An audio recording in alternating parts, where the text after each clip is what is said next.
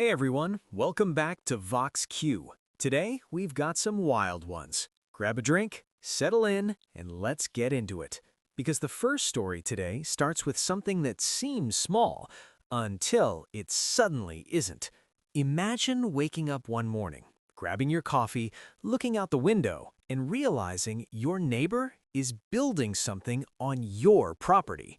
That's exactly what happened to Anthony. And at first, Anthony genuinely thought it was just a misunderstanding. Anthony had lived in his house for about 5 years. Quiet neighborhood, nothing dramatic, everyone mostly kept to themselves. His neighbor Greg had moved in about a year earlier. Greg was the type of guy who always acted like he owned the street. Loud truck, loud opinions, the kind of personality that assumes confidence automatically equals authority. But up until this moment, the two of them had never really had any issues. That changed on a Saturday morning. Anthony stepped outside with his coffee and immediately noticed something strange. Greg was in his backyard, not just standing there. Greg had contractors with him, and they were digging holes. Anthony walked closer, confused. "Hey Greg, what's going on?" Greg barely looked up. "Putting up a fence." Anthony nodded slowly. "Okay, but that's my yard." Greg laughed. "No, it isn't." Now that sentence is where things start getting interesting, because Greg said it with absolute confidence. Anthony looked at the property line. He had lived there for years. He knew roughly where the boundary was. And the holes being dug? They were clearly inside his yard. Anthony pointed. "Greg, the line's back there." Greg shook his head like he was correcting a child. "Nope, I checked." Anthony raised an eyebrow. "Checked where?" Greg shrugged. "Online." Now, if you've ever dealt with property disputes, you already know how this goes. Confidence doesn't equal accuracy. Anthony decided not to escalate immediately. He simply said, "I'm pretty sure that's wrong." Greg crossed his arms. "Well, I'm pretty sure it's not." And with that, the contractors kept digging. Anthony walked back inside, but instead of arguing, he did something smarter. He called a surveyor. Now, a professional land survey isn't cheap, and it isn't instant either. It took about 2 weeks before the survey team could come out. During those 2 weeks, Greg finished the fence. 6-foot-tall wooden panels, right across Anthony's property. Anthony didn't stop him. He didn't yell. He just waited. Because when the survey crew finally arrived, things got very official very quickly. They measured everything. Laser equipment, markers, flags placed into the ground, and when they finished, the lead surveyor walked over to Anthony. "Well, you were right.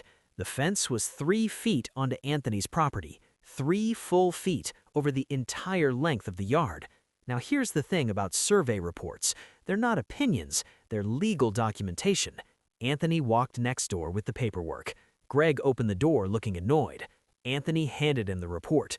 "Looks like the fence is on my property." Greg skimmed it and scoffed. "That survey's wrong." Anthony blinked. "It's a licensed survey." Greg shrugged. "Doesn't matter."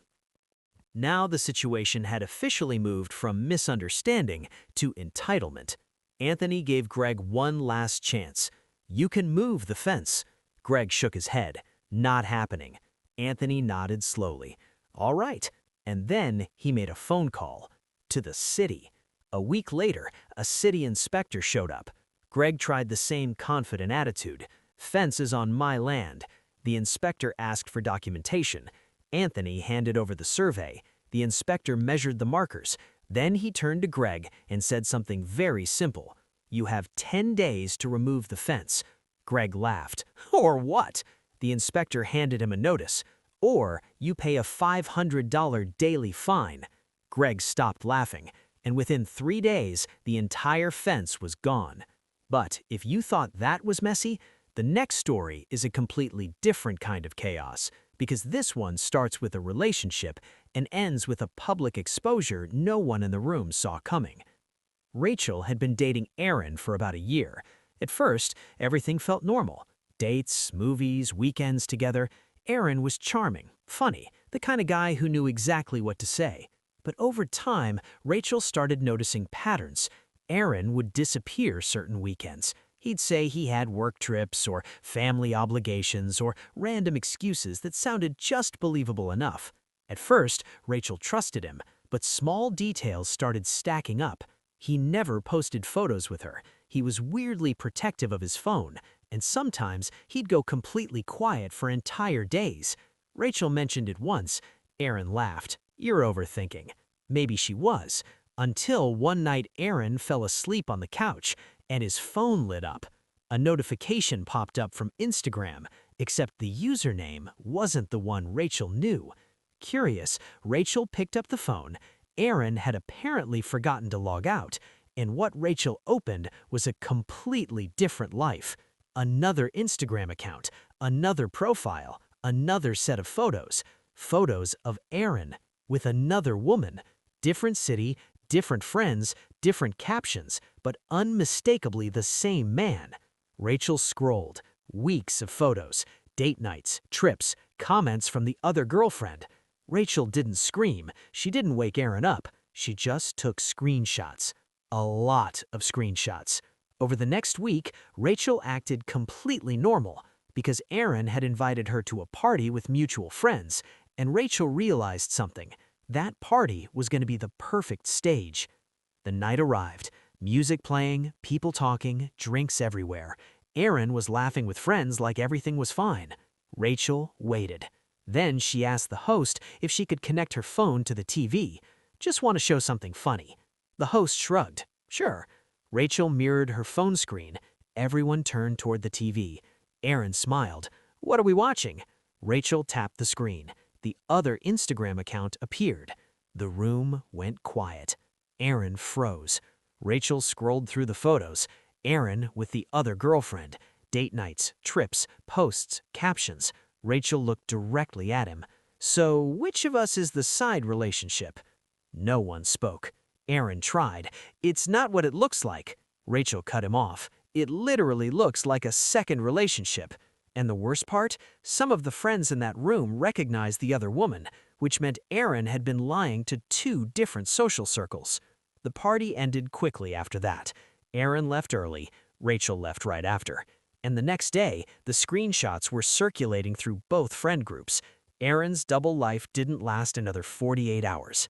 But this last story, this one is strategic, because sometimes betrayal happens in business, and when money gets involved, the stakes get higher. Daniel and Victor started a tech company together. Two founders, equal partners. They built the company from nothing. Long nights, investor meetings, slow progress. Eventually, things started working. They secured interest from major investors. But during one trip Daniel took out of state, something strange happened. Victor filed paperwork with the state registry. Paperwork that would remove Daniel as co-owner. Victor planned to present the new structure to investors, but Victor forgot one thing. State filings generate notifications. Daniel received the email. He opened the documents and realized exactly what Victor was trying to do. Now, Daniel could have called Victor immediately, but he didn't. Instead, he waited because Victor had already scheduled the investor meeting. Victor believed Daniel was out of town and unaware, so Daniel contacted the investors privately and told them he would attend the meeting. When the meeting started, Victor stood confidently at the front of the room. He explained the updated leadership structure. Investors nodded. Victor showed slides, ownership changes, new percentages. Then the door opened. Daniel walked in. The room turned. Victor's face went pale. Daniel calmly placed a folder on the table. Inside were the original incorporation documents, signed by both of them. He also included the email notification showing Victor's attempted ownership change. Daniel said one sentence. Victor forgot the fraud. The investors looked at Victor. Victor tried to explain, but the evidence was sitting on the table. Within minutes, the investors paused the meeting. 2 weeks later, Victor was removed from the company. Daniel stayed. Now here's the interesting connection across these stories. In every single one, the villain assumed confidence would override truth. Greg assumed shouting louder would change property lines. Aaron assumed secrecy would hide a double life. Victor assumed paperwork done quietly would never be noticed. But reality has a funny way of correcting people. especially when receipts exist, because evidence doesn't argue, it just sits there. And once the truth is visible, the entire narrative collapses. This is VoxQueue, and around here, we don't just read the drama, we break it down. I want to know who crossed the line the most. Drop your take below. I read all of them. I'll see you in the next one.